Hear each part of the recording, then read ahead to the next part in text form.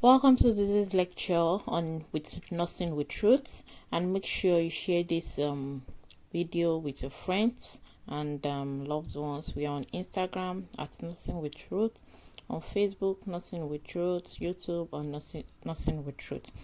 Make sure you share this video. So in today's lecture, we'll be looking at nephrotic syndrome, and we'll be comparing it with glomerulonephritis. And nephrotic syndrome, we know, is part of the renal system, and it's a renal section in the NCLEX exam if you're preparing for the NCLEX exam. And if you're a nursing student also, you must be familiar with nephrotic syndrome and Achatz glomerulonephritis, along with how to care for patients who are experiencing this condition.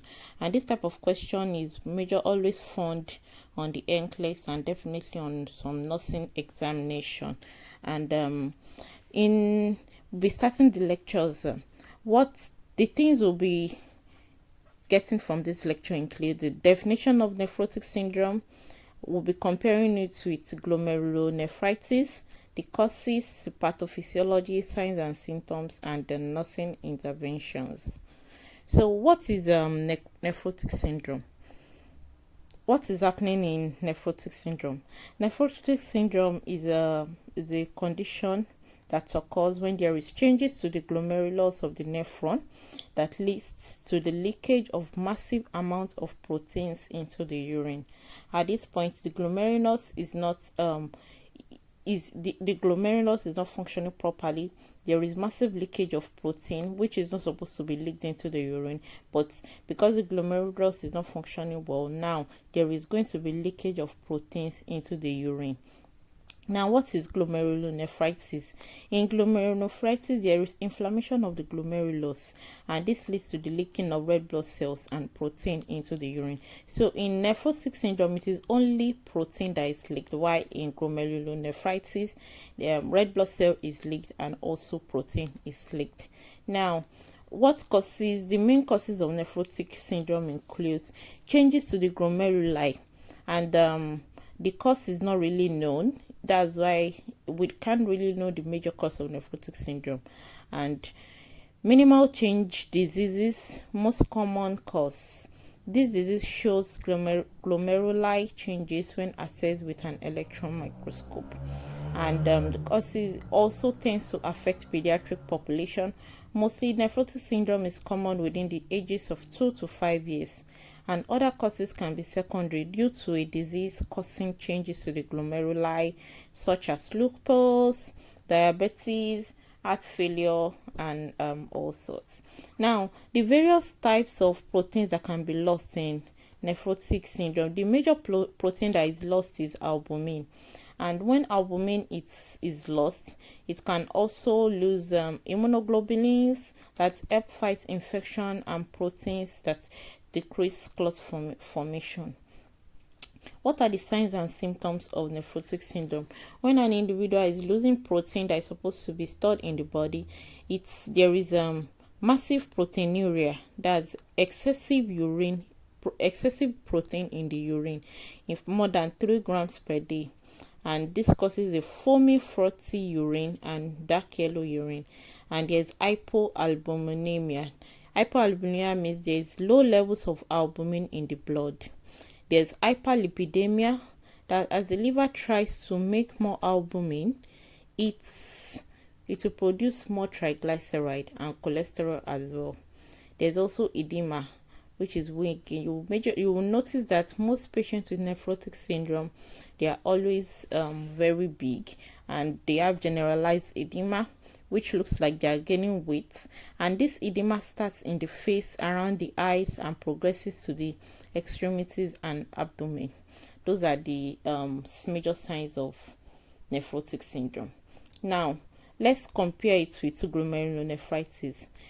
What happens in glomerulonephritis? We said it earlier that it's red blood cells and protein leaks, while in nephrotic syndrome is majorly protein.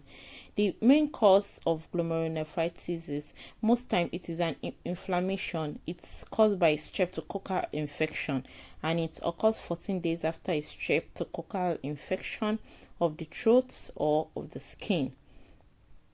and it tends to affect the pediatric population also, but this one extends to like ages 2 to 10. And acute glomerulonephritis is not caused from strep bacteria attacking the glomerulus, but because the immune system responds to the bacteria by creating antigen antibody complexes, which inflames the glomerulus. That is why you see it after a strep infection. So it is not the strep infection that majorly attacks the bacteria. It is the immune system which responds to the bacteria, trying to create an antigen antibody reaction complexes, and this affects the glomerulus. The signs and symptoms of acute glomerulonephritis include hypertension. There's decreased glomerular filtration, inflammation due to complexes in the glomerulus. There's low urine outputs. Make sure you watch for the potassium level in glomerulonephritis. There's also swelling of the face and edema, which we said is sometimes becomes generalized. There's tea-colored urine. There's color-colored urine because of hematuria. We said in glomerulonephritis there's leakage of blood, red blood cells in the glomerulus. So definitely there's going to be hematuria and there's going to be blood in the urine. Also, there's elevated BUN and creatinine. There's proteinuria also. Now, what is our main concerns as a nurse? What are the things we have to monitor in nephrotic syndrome and glomerulonephritis? In nephrotic syndrome, you have to monitor for the fluid status and swelling. That's diuretics, and check also the IV diuretics. IV albumin may be ordered by the physician to help with swelling and replace low albumin level. The major aim in nephrotic syndrome is to replace the albumin level because a loss of albumin has been lost in the urine. Also, patient is at risk of infection, and corticosteroid or immune suppressors helps to decrease amount of protein loss in the urine. That's the most time patients in nephrotic syndrome are always placed on corticosteroids for a long time.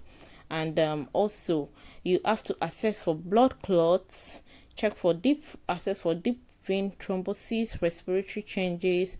Also assess for pulmonary embolism. You have to diet wise, you have to limit sodium in the diet. So they have to be on low sodium diet. You have to limit their fluids and you have to limit your fat. Nephrotic syndrome patients have to take food low in sodium. And also you have to educate about relapse and how to monitor for signs and symptoms. Most times prednisolone is one of the medication that is used, and it's going to be used according to the prescribed process. Now, what's the main nursing concern in glomerulonephritis? You have to monitor the blood pressure, and diuretics may be ordered by the physician. Most times antihypertensive like furosemide can be administered. Monitor the fluid status, monitor the fluid intake and outputs. Watch out for oliguria. If patient is oliguric, watch out for hyperkalemia, because when the glomerular filtration rate is decreased, the potassium is not excreted properly, so there will be swelling. Now, diets you have to limit sodium and fluids. If oliguria is present, you will need to limit potassium rich food as well. And relapse is not really common, but teach how to monitor for strep infections in the future, and importance of obtaining throat culture and skin culture. So this is the major difference. This is the brief explanation of nephrotic syndrome. The major thing I want you to know that in nephrotic syndrome there is loss of protein, while in glomerulonephritis there is loss of protein and loss of red blood cells. So this is the end of this lecture on the NCLEX content today. Thanks for listening to this video. Kindly share this video with your friends and colleagues preparing for the NCLEX exam or preparing for any nursing examination that you know. And make sure you follow us on all our social media pages to get more lectures on nursing. Thanks for watching.